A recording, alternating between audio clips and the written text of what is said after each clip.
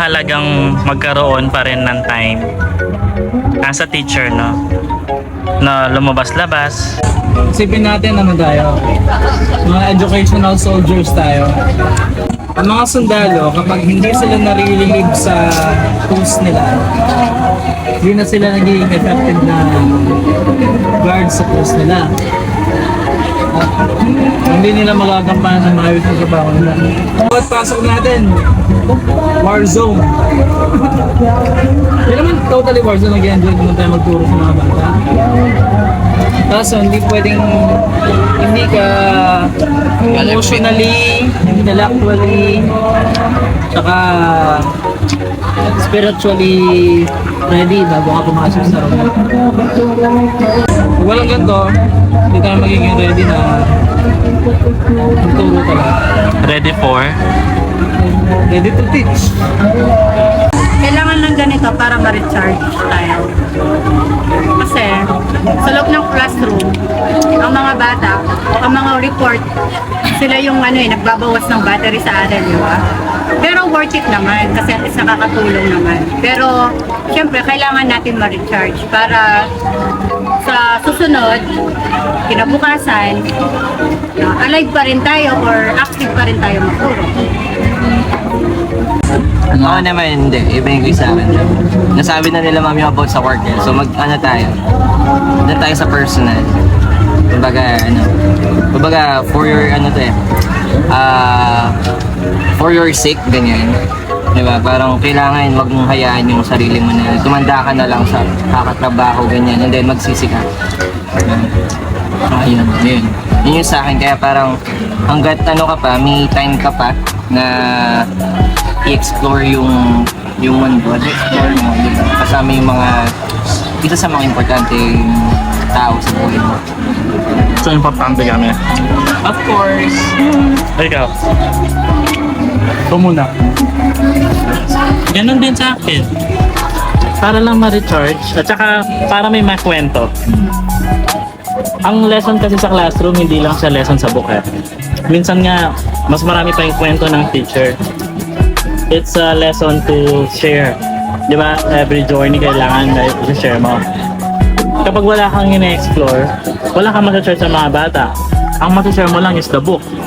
This is Mount Arayan, this is Mount Pulag, this is ganito, ganyan.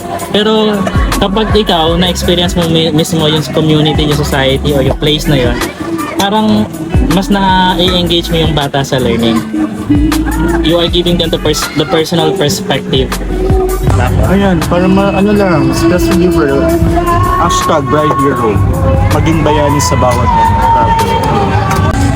How do you prepare yourself from exploring? Kahit saan ka pumunta, paano kayo nag-prepare? Siyempre, number one, kailangan may budget. Diba? Tapos, yung kondisyon ng katawan. Yung kondisyon ng katawan. Tapos, kailangan may proper sleep ka, enough sleep and rest.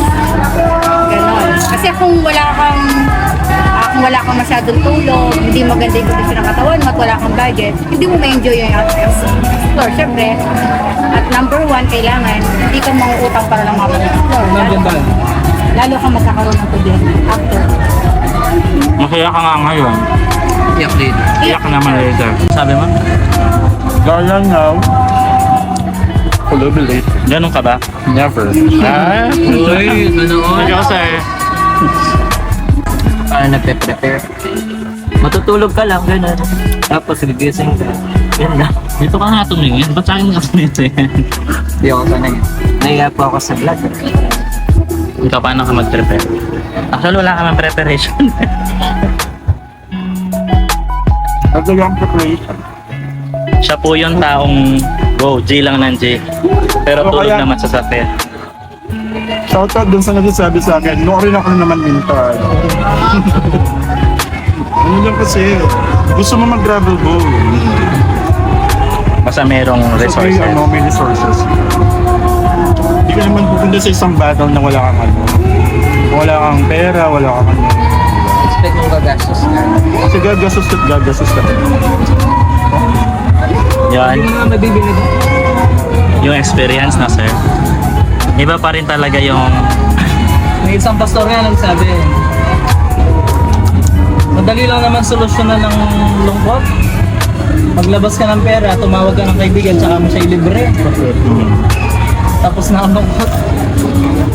prepare. Sabi nga ng kasama natin nung nasa Mount Pulag, hindi sapat yung mind over matter. Yung ano yun?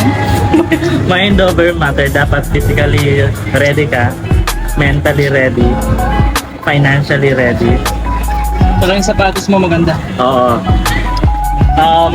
Hindi rin ako naniniwala doon sa go lang ng go. Kailangan talagang pag-iisipan mo din. May plano. Plano pa rin talaga. May question. May question. Guys, kinwestiyon po tayo. Tayo yung nagtatanong. Ako yun. Ayun na kasi. Question. Ako may tanong ulit ako. How do you prepare yourself for failed journey? Oh, ako na lang sasagot. Ikaw yung nagtanong kasi ikaw may sagot. Ang hirap. Tama kasi yung sinabi niya, kaya there is no such thing as failed. Oh, walang failed journey. May Kasi natutunan hindi ka lang pala Oo. dyan.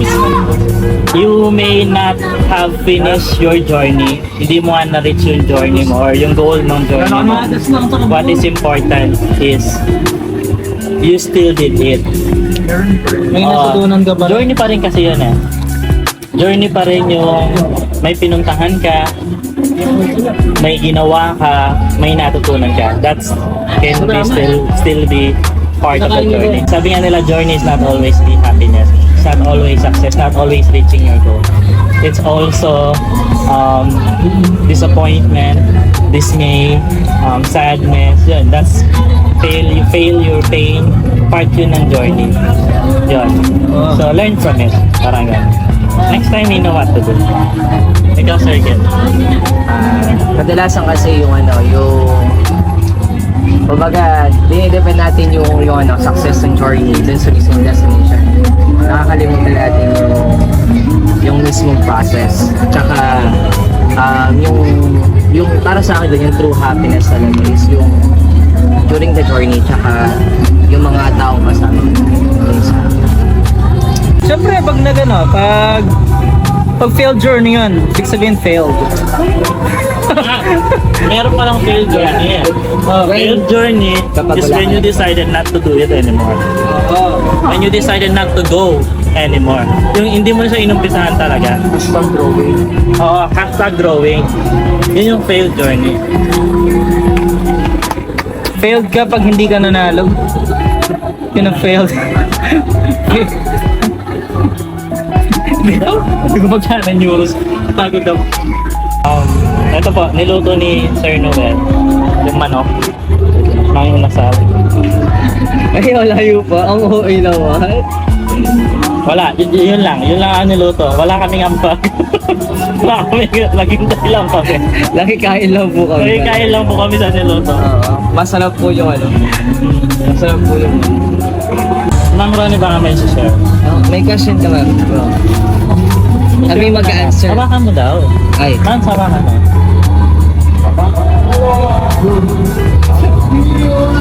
Mag-lip sync ka. Magsusona yan. Actually, just want to share, yung failed journey, parang ako yung may kasalanan kanina. Hindi naman nga sabihin. Kasi, di natuloy yung pag-akyat namin. Pero, I believe naman, may purpose or may reason kung bakit hindi kami natuloy. It's either merong sign si God na huwag kang tutuloy dyan, baka may mas mangyaring hindi maganda, or meron din time na nasa tao yung discouragement ba, yung parang gano'n, no? Pero at the end of the day, may mga lesson pa rin naman na matututunan kapag nag-fail. So at least habang nabubuhay, meron pa rin naman next time na lalo pa siyang improve. Gaya kanina, pumunta kami, kulang yung tubig namin, wala kaming gloves, na kailangan may gloves kasi nga meron kami mga hinahawakan. no? Tapos, yung suot namin, dapat yung footwear namin kailangan talaga pang hiking. So, kaya ito, wala pa man kami sa kalagitnaan, nagkaroon na ako ng purpose, guys, na, ay nako, wag na, baka umalis ko yung mga subscribers po natin. Pero just what I've said, meron naman pong lesson yon, no? Saka di pa naman nagtatapos doon. Yung next time na pagpunta namin doon, pagbalik namin doon, ready na kami. So, watch out. Watch out. Babalik kami ama. Babalik kami at wala nang failure. With conviction. With confidence. Babalik talaga kami. No, Sir Keith. Sa circle, baka gusto mo isa. Ano siya, sir? Wala man. Gusto mo nga doon ka circle? Na? Ang sinabi ka sa akin ka rin eh. Hindi mo notice ko yan, guys. Masaya ako sa kasama kasi. Magpaka-plastic muna tayo ngayong oras na to. Sabihin. Ano yan? Hindi naman actually sa mayado. Kain mo lang yun. Tapos na ako po. At ako na hindi marunong magsimot ng manok. Okay, Sir Jeff, masaya ka ba? Siyempre, masaya. Because it's another lessons we learn. Kahit, yun nga, no, journey, marami pa rin tayong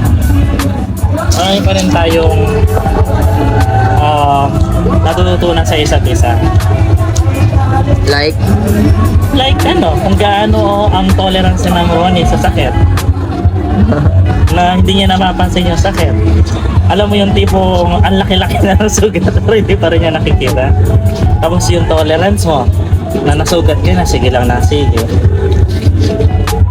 Tapos yung care ni Sir Noel, talagang siya na yung nag-decide. Sabi niya, wag na tayo. Nahihirapan na si Ma'am Ron. Ikaw, masaya ka ba? Sa'yo talaga.